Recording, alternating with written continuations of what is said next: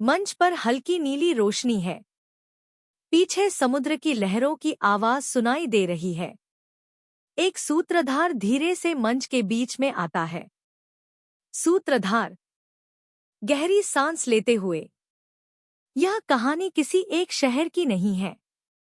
यह कहानी उस जमीन की है जिसे मुस्कुराहटों का देश कहा जाता है।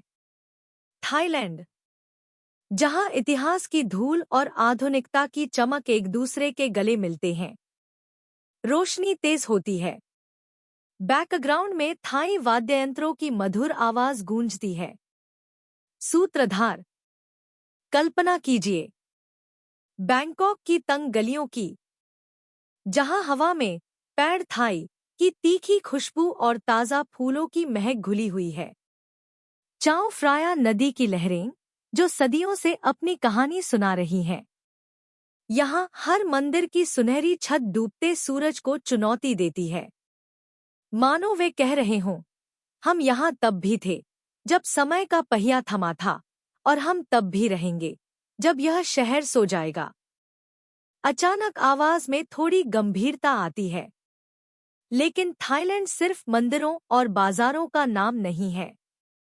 यह उन पहाड़ों की खामोशी है जो उत्तर में धुंध की चादर ओढ़े खड़े हैं।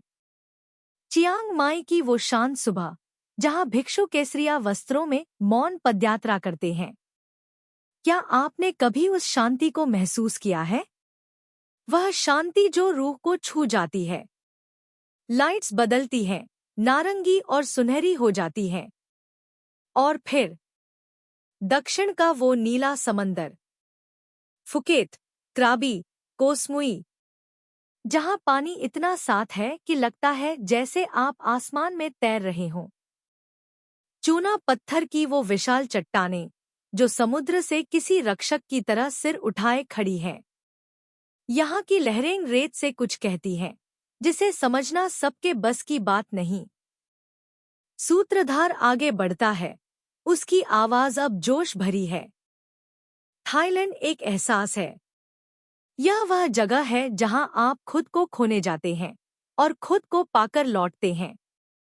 यहाँ की हर मुस्कुराहट के पीछे एक संस्कार है, हर नक्काशी के पीछे एक तपस्या है।